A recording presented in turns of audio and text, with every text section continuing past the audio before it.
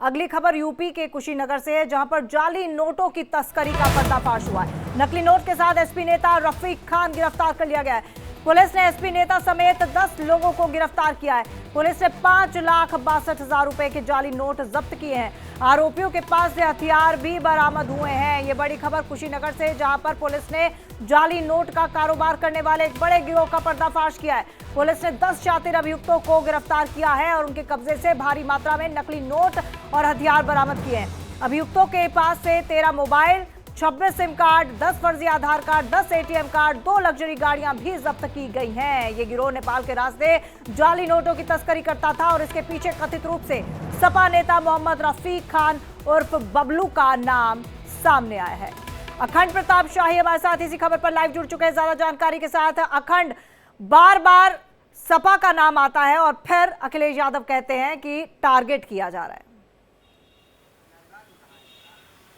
बिल्कुल, और इस बार जिस तरीके से ये अंतर्राष्ट्रीय तस्करी हो रही थी नोटों की, ये पूरे राष्ट्र को नुकसान पहुंचाने की कोशिश थी और ये कोशिश पिछले कुछ समय से लगातार चल रही थी।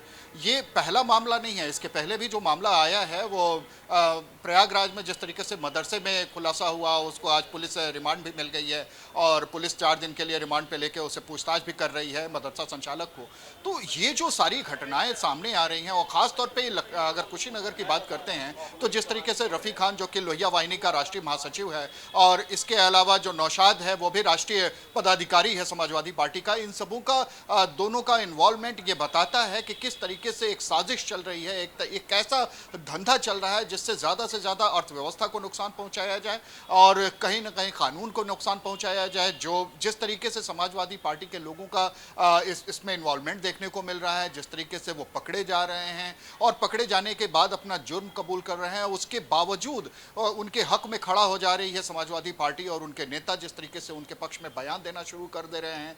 ये कह रहे हैं कि टारगेट किया जा रहा है उन्हें, विशेष रूप से जैसे ही 2024 का ये जो लोकसभा इलेक्शन आया है, इसमें जो जनादेश आया है समाजवादी पार्टी और इंडिया गठबंधन के हक में, उसका बदला लिया जा रहा है समाजवादी पार्टी से। आप जनता से आप लड़ रहे हैं, आप तो इस तरीके का इन्वॉल्वमेंट और इस तरीके के बयान अपराधों को बढ़ावा तो देते ही हैं। एक तरफ से राजनीति के उस चरण की शुरुआत भी इसको कह सकते हैं जिसमें जो नैतिकता है उस नैतिकता को लेके कोई बात आगे होने वाली नहीं रह जाने वाली है। तो इस तरीके की जो घटनाएं होंगी, इस तरीके की जो बातें हो रही हैं, जो बयान आ रहे हैं, आज ही जिस तरीके से समाजवादी पार्टी का जो स्टैंड देखने को मिला, चाहे वो वहाँ के जिलाध्यक्ष का हो, कुशीनगर के जिलाध्यक्ष का हो, उनका बयान भी सुन लीजिए तो वो भी इसी तरीके की बात कह रहे हैं कि वो लोग इन्वॉल्व नहीं हैं और जानबूझ के समाजवादी पार्टी का नाम इसमें इन्वॉल्व किया जा रहा है, समाजवादी पार्टी के लोगों को फंसाया जा रहा है। वो कहीं, जबकि मुख्य सरगना के तौर पे उसकी गिरफ्तारी हुई है रफ़ी खान की, जो कि लोहिया वाहिनी का सचिव है, राष्ट्रीय सचिव है।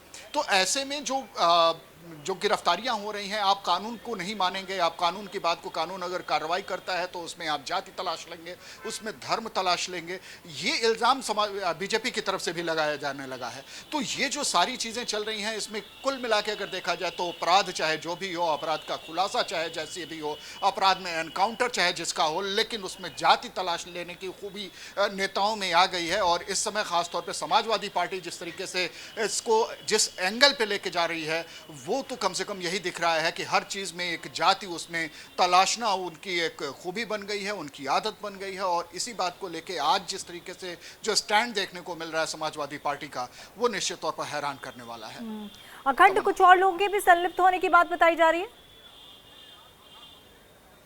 जी बिल्कुल, इसमें कुल 10 लोग पकड़े गए हैं और ये पिछले कुछ समय से बिहार, नेपाल और चूंकि उत्तर प्रदेश का वो सीमावर्ती ज़िला है जहां उसके तुरंत बाद बिहार की सीमा शुरू हो जाती है और दूसरी तरफ कुछ ही दूरी पे महाराजगंज की सीमा लग जाती है नेपाल से। और यहाँ से भी अगर यूँ कहा जाए कि खड्डा के बाद, खड्डा चितौनी एक इलाका है, उसके तुरंत बाद नेपाल की सीमा शुरू हो जाती है। तो ये जो 3 तरफ से सीमाओं से जुड़ा हुआ जो इलाका है कुशीनगर, वहाँ से अंतर्राष्ट्रीय स्तर पे जिस तरीके से नोटों की तस्करी हो रही है, इसका मतलब कि इसका कहीं ना कहीं अभी पुलिस ये भी जानने की कोशिश करेगी कि ये नोट की छपाई कहाँ होती थी, किस तरीके से उसको इंडिया में लाया जा रहा था, किस तरीके से कुशीनगर लाने के बाद आगे भेजा जा रहा था। दूसरी चीज इसमें जो बरामदगी हुई है उसमें सुतली बम बरामद हुए हैं, 4 सुतली बम बरामद हुए हैं। यानी कि अभी ये पता चलेगा कि आखिरकार ये जाल जो था वो कहां तक फैला हुआ था। आपका बहुत बहुत धन्यवाद तमाम जानकारी के लिए।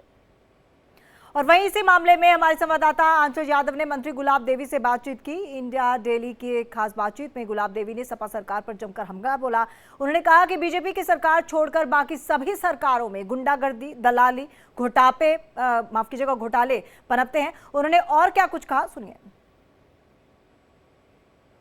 उत्तर प्रदेश के कुशीनगर में पुलिस ने एक बड़ा गिरोह पकड़ा है, जिसमें देखिए उसका सरगना समाजवादी पार्टी का नेता बताया जा रहा है। चलिए बात कर लेते हैं उत्तर प्रदेश सरकार में मंत्री गुलाब देवी से।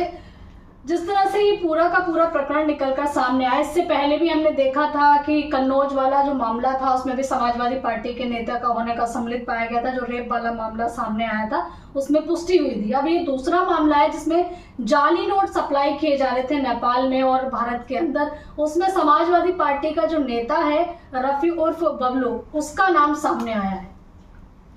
देखो, भारतीय जनता पार्टी को छोड़कर ये जितनी पार्टियां हैं, किसी में तो गुंडागर्दी पनपती है, किसी में दलाली पनपती है, किसी में घोटाले पनपते हैं। तो ये तो प्रवृत्ति है इन पार्टियों की, तो कोई आश्चर्य की बात नहीं है। इन लोगों की मानसिकता ऐसी है, ये उस मानसिकता के लोग हैं, ये समाज में किसी को शांति से नहीं रहने देते। लेकिन अखिलेश यादव बार बार ये सवाल खड़े करते हैं कि ये बीजेपी की साजिश है, जिस तरीके से समाजवादी पार्टी के नेताओं को इस तरह से टारगेट किया जाता है। ये उनको कहना चाहिए, क्योंकि वो अपनी भूमिका बढ़िया निभा रहे हैं, और मैं तो कहती हूँ उनको इसी प्रकार से अपनी भूमिका निभानी चाहिए। कल देखा गया था कि उत्तर प्रदेश में जो दूसरा आरोपी था सुल्तानपुर मामले का, उसको भी एसटीएफ ने ढेर कर दिया था, जिसपे तमाम सवाल जो हैं अखिलेश यादव से लेकर तमाम लोगों ने खड़े किए थे। एसटीएफ किसी से नाता नहीं जोड़ती है, जो गलत लोग होंगे उनको ढेर होना ही पड़ेगा। लेकिन जो तिरुपति की हम बात करें तो उसके लिए देखिए एक कमेटी गठित की गई है, एसआईटी जांच की उसमें मांग की जा रही थी, और यही कारण था जो एसआईटी जांच है उसके लिए कह भी दिया गया। क्या कहेंगी इस तरीके से जो मंदिरों के इस तरह के मामले सामने आ रहे हैं? देखो, जिनकी मानसिकता गंदी है उन्हें चाहे मंदिर हो, चाहे मस्जिद हो, चाहे गिरजाघर हो, कुछ भी हो, वो लोग अपनी आदत से बाज नहीं आएंगे। अब आप देखिए कितनी कितनी छोटी मासूम बच्चियों के साथ में रेप किया जा रहा है, उनकी हत्याएं की जा रही हैं। तो जिसके अंदर दया नहीं है, जिसके अंदर धर्म नहीं है, जिसके अंदर किसी प्रकार से दूसरों की भलाई करने की भावना नहीं है, वो कुछ भी कर सकता है। उसके बारे में आश्चर्य करने की आवश्यकता नहीं। वहीं देखा गया है कि एक मामला सामने आया कर्नाटक से, जिसमें देखिए 29 साल की महिला थी, उसको काट कर उसके शव को जो है फ्रिज में रख दिया जाता है। ऐसे में लगातार कांग्रेस ये भी कहती आई थी कि जहां जहां कांग्रेस है वहां महिलाओं के साथ उत्पीड़न नहीं हो रहा है। कहने के लिए कोई कुछ भी कहे, जितनी शांति व्यवस्था हमारे उत्तर प्रदेश में है उतनी शांति, और उत्तर प्रदेश में ही नहीं, जहां जहां हमारी सरकारें हैं वहां पूर्ण रूप से शांति व्यवस्था है, महिलाओं की सुरक्षा की पूर्ण गारंटी है। और प्रदेश तो अपनी बात करते रहते हैं, जहां इनकी सरकारें वहां ये क्यों नहीं बोल रहे हैं, इस समय क्यों शांत हैं? इनको बोलना चाहिए। मैं तो इसकी निंदा करती हूँ।